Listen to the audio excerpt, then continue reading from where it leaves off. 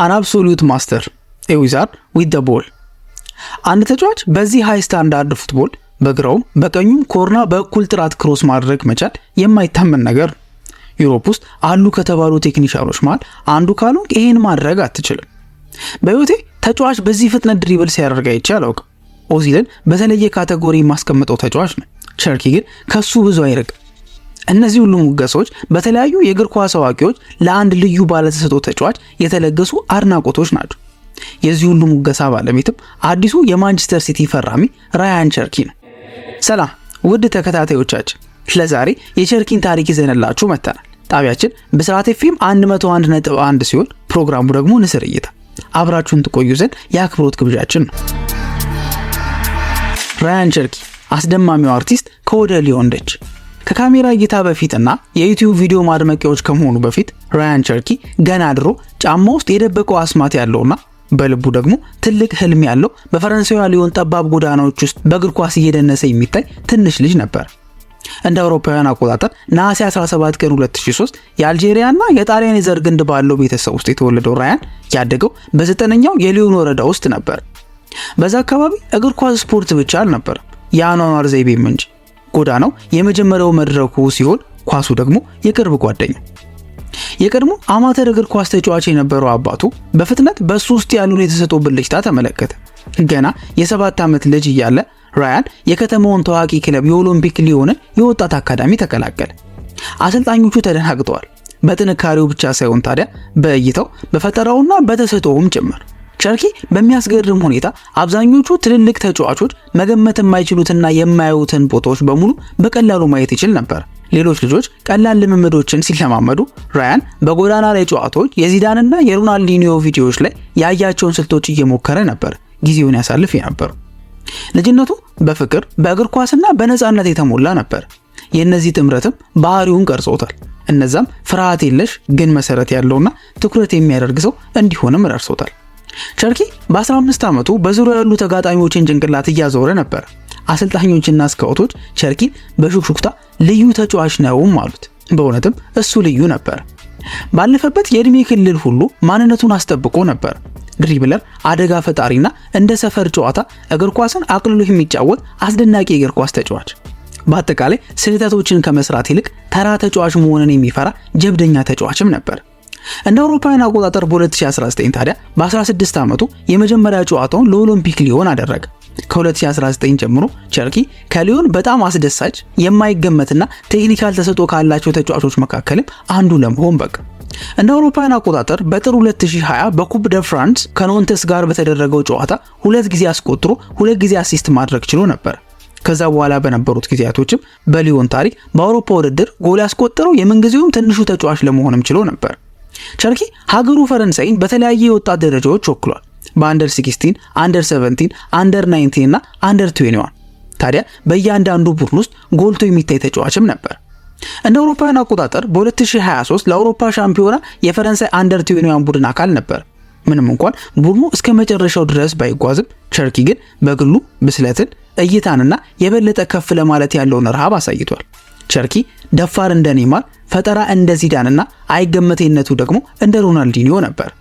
በብልሃት ያታልላል፣ በሁለቱም እግሩ ይመታል። ከዛም አልፎ ምሳት በሚመስል መልኩ የተከላካይ መስመርን በአንድ ብልጭታ መከፋፈት ይችላል። ግን አሁንም ቢሆን ባላንስ ማድረግን እየተማረ ነው። መቼ ማለፍ እንዳለበት፣ መቼ መቆም እንዳለበትና መቼ አፈትልኮ መሮጥ እንዳለበት ገና እየተገራም ነው። ያው እድሜውም ትንሽ አይደለም። የቸርኪ ዋና ባህሪያቱንና ማንቸስተር ሲቲን በፔፕ ጋርዲዮላ ስር እንዴት እንደሚጠቅም ደግሞ እንመልከት። አንደኛ፣ ቴክኒካል ብሩህነት። በጠባብ ቦታዎች ውስጥ ቸርኪ በጫና ውስጥ ሆኖ ኳስን መቀበል፣ ከተቀበለም በኋላ ያለ ችግርና ፍርሃት መዞር እና ደግሞ በአንድ ንክኪ ማምለጥ ይችላል። በአውሮፓ ውስጥ ካሉ ምርጥ ወጣት ድሪብለሮች አንዱ ነውና ተከላካዮችን ለማለፍ ትሪኮችን፣ ድንገተኛ ሩጫዎችንና ያልተጠበቁ ተርኖችን ይጠቀማል። ቸርኪ ምንም እንኳን በአብዛኛው በግራ እግሩ ቢጫወትም በሁለቱም እግሩ እኩል ወደ ጎል መምታት ይችላል። ይሄም አቅሙ ልክ በሳጥን ዙሪያ ቸርኪ ሲደርስ ቀጥሎ ምን እንደሚያደርግ እንዳይታወቅም ያደርጋል። ባለፈው ሲዝን ከመታቸው 44 ሹቶችም 22 በግራው 22 በቀኙ መጠቀሙ መቼና እንዴት እንደሚመታ በጭራሽ የማይገመት ተጫዋች ያደርገዋል። ልክ እንደ ማህሪዝና በርናንዶ ሲልቫ በተጨናነቀ ዞኖች ውስጥ ኳሱን በእግሩ ላይ አጣብቆ ይዞ ማቆየትና አብሮት መጓዝ ላይ ተክኖበታል። ፔፕ ደግሞ በአንድ ለአንድ ጊዜ በተለይም በሰፊ ወይም በጠባብ ቦታ ላይ የመከላከል ብሎኮችን መስበር የሚችሉ ተጫዋቾችን በእጅጉ ያደንቃል። የቸርኪ ቅልጥፍናና መረጋጋት ደግሞ ለሎ ብሎክ የመከላከል ስልት ገዳይ የሆነ አቅምም ያደርገዋል። ሁለተኛ የእግር ኳስ አይኪውና እይታው። ቸርኪ ሌሎች የማያዩትን ማለፊያ መንገዶች ይመለከታል። ጭንቅላቱን ወደ ላይ ቀና በማድረግ ይጫወታል። ሁልጊዜ ነገሮችን ይቃኛል። ይህም ብቃቱ በውብ ትሪያንግሎች ውስጥ ለመጣመር ተስማሚም ያደርገዋል። በመስመሮች መካከል የት መገኘት እንዳለበት ያውቃል።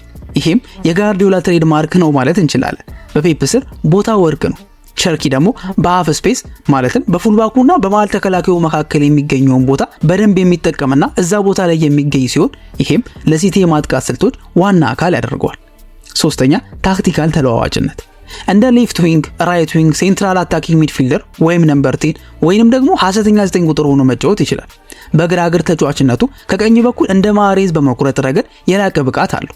በግራ ከሆነ ደግሞ በቀኝ እግሩ እንደዚሁ መቁረጥ ይችላል፣ ምክንያቱም አምፒፔዳል ተጫዋች ነውና።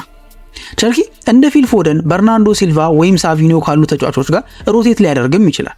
ይሄም የሲቲ ጥቃትን የበለጠ ያልተጠበቀና የማይገመት ያደርገዋል ማለት ነው። እንደዛም ሆኖ ግን ፔፕ ሊያሻሽልለት የሚገቡ እንቅስቃሴዎች አሉት። ከነዛም መካከል ቸርኪ በፕሬሲንግና ትራክ ባክ ሩጫዎች ላይ ትልቅ መሻሻል ያስፈልገዋል። እንደዚሁም አንዳንድ ጊዜ ከኳስ ጋር ከመጠንና ከሚገባው በላይ ጊዜ ይወስዳል ወይም ማለፍ የማይቻለውን ቦታ ላይ ሆኖ ለማለፍም ይሞክራል።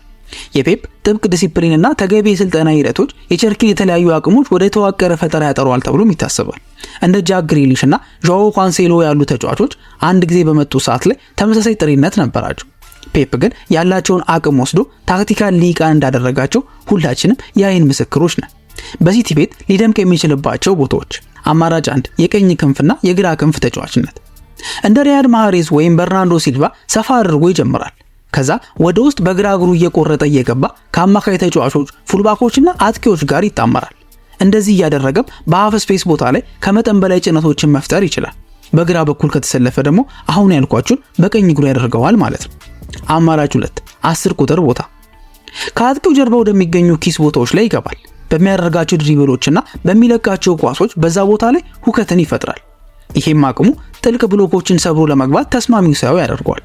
አማራጭ 3 ሐሰተኛ 9 ቁጥር በጋርዲዮላ አጥቂ አልባ ጨዋታ ጊዜ በጨዋታው ተጫዋች ከተጫዋች ለማገናኘት ወደ ኋላ ሳብ በማለት ተከላካዮችን ይጎትታል። እንደ ዶኩና ፎደን ያሉ የክንፍ ተጫዋቾች እሱ የሚያስለቅቅላቸውን ቦታዎች እንዲያጠቁም ያስችላቸዋል። በአጠቃላይ ራያን ቸርኪ ብርቅዬ ጌጥ ነው። ጥሬ፣ ኃይለኛና ደፋር። በፔፕ ጋርዲዮላ ስር በአውሮፓ ውስጥ ካሉ ፍጹም ፈጣሪ አጥቂዎች ወደ አንዱ ሊቀየር የሚችልበት እድል እጅግ በጣም ከፍተኛም ነው። በማንቸስተር ሲቲ ውስጥ በዙሪያው ባለው መዋቅርና ነፃነት በትክክለኛው ዞኖች ውስጥ እየገባ የቡድኑ ኦርኬስትራና አርቲስቲክ ጎን ውስጥ ያብባል ተብሎ በሰፊው ይጠበቃል። ፕሮግራሙ ንስር እይታ ነው። አዘጋጅቼ ያቀረብኩላችሁ ደግሞ እኔ ዩኤል አለማየሁ ነበርኩ። ከቀሪ ፕሮግራሞቻችን ጋር አብራችሁን ትቆዩ ዘንድ ተጋብዛችኋል።